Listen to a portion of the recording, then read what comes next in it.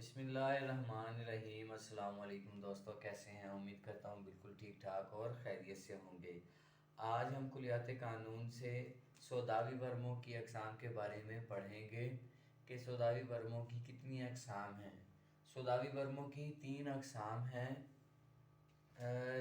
आपको ये बात बताता चलूँ कि सौदावी मादे में जब तग़य्युर व तबद्दुल आता है या सूए मिजाज सौदावी आता है तो उसके नतीजे में जो अलामतें मेन ज़ाहर होती हैं, जो शदीद किस्म की वर्मों की सूरत में जो चीज़ें ज़ाहर होती हैं वो 3 हैं। गदूद के अंदर या ग्लैंड्स के अंदर वर्म आ जाता है, या सलाबत आ जाती है जिस्म के किसी हिस्से में, या सरतान या कैंसर डेवलप हो जाता है। तो यहाँ पर मैं एक बात बताता चलूँ कि जो ग्लैंड्स हैं या गदूद हैं, जब इनमें सौदावी मादे आते हैं तो इनके अंदर वर्म की कैफियत पैदा करते हैं जिन्हें सौदावी औराम कहा जाता है।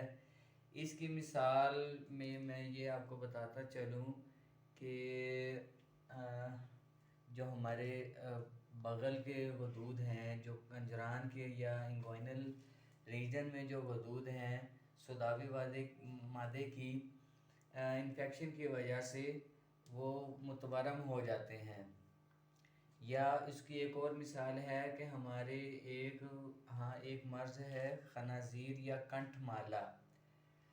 खनाज़ीर या कंठमाला से मुराद ऐसे औराम हैं जो हमारी गर्दन में जो हमारे गदूद हैं वो मुतवर्रम हो जाते हैं या उनमें स्वेलिंग आ जाती है और वो सूज कर उन्हें खनाज़ीर इसलिए कहा जाता है कि वो उसमें मरीज़ की गर्दन सूअर की गर्दन की मानंद फूल जाती है और मोटी हो जाती है और वो किसी किस्म की हरकत नहीं दे सकता, दाएं बाएं या ऊपर नीचे किसी किस्म की हरकत नहीं दे सकता। इतनी ज़्यादा वर्म या स्वेलिंग आ जाती है खनाज़ीर या कंठमाला के मर्ज़ में, जो कि सौदा की वजह से होता है। इसी निस्बत से उसको खनाज़ीर या कंठमाला कहते हैं। खनाज़ीर खंजीर की जमा है। ऐसा मर्ज़ जिसमें बहुत सारे खंजीरों की खसूसियात जमा हो जाएं, यानी कि एक नहीं एक से ज़्यादा गदूद या ग्लैंड्स मुतवर्रम हो जाएं तो मरीज़ की गर्दन दाएं बाएं ऊपर नीचे हरकत नहीं कर सकती, इसलिए उसको खनाज़ीर या कंठमाला कहते हैं।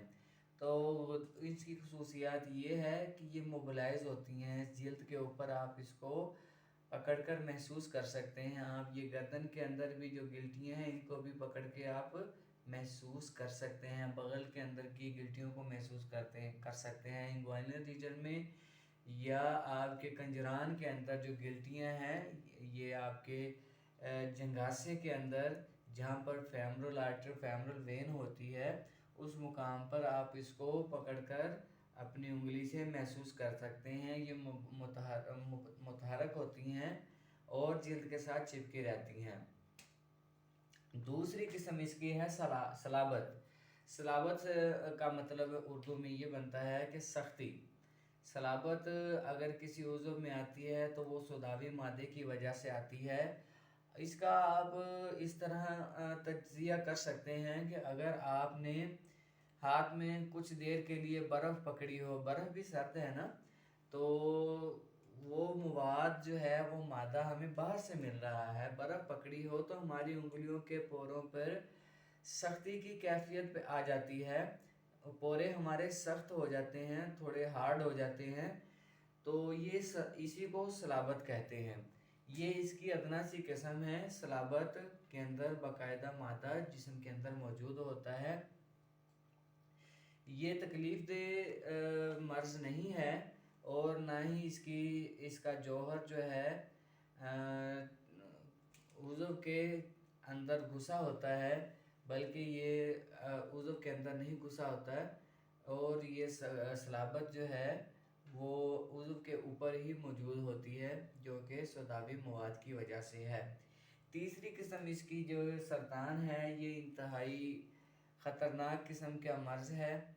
یہ عضو کے جوہر کے اندر گھس جاتا ہے، اس کی جڑیں عضو کے جوہر، یہاں پر جوہر سے مراد اس کے ٹیشوز ہیں، جو کوئی بھی آرگن ہے اس کے ٹیشوز ہیں، یہ اس کے ٹیشوز کے اندر اپنی جڑیں گھسا لیتا ہے اور انوالو ہو جاتا ہے، اور ڈے بائی ڈے یہ اپنی سرفس ایریا جو ہے، جو اس کا افیکٹڈ ایریا ہے، اس کو بڑھاتا رہتا ہے سرطان، اور عضو کے صحت مند ٹیشوز کو اپنی گرفت میں لیتا رہتا ہے۔ یہ تکلیف دہ مرض نہیں ہے، لیکن اگر زیادہ پرانا ہو جائے تو یہ پورے آرگن کو اپنی لپیٹ میں لے کر ڈیڈ کر دیتا ہے اور جسم سے اس کے رابطے منقطع کر دیتا ہے۔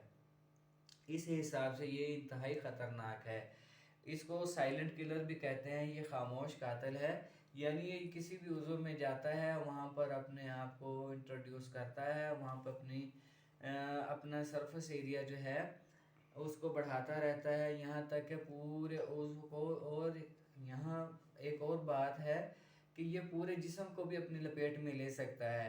عام طور پر دیکھا گیا ہے سی اے بریسٹ یا سی اے یوٹرس وغیرہ اس کی عام مثالیں ہیں، یعنی چھاتی کا کینسر یا عورتوں میں بچے دانی کا کینسر اس کی عام مثالیں ہیں۔ تو امید کرتے ہیں آپ نے سوداوی اورام کے چیپٹر میں مفید قسم کی معلومات حاصل کی ہیں۔ آپ اس چینل کو لائک کریں، سبسکرائب کریں اور دوستوں کے ساتھ شیئر کریں، تاکہ علم سیکھنے اور سکھانے کا یہ عمل جاری اور ساری رہے۔ Thank you.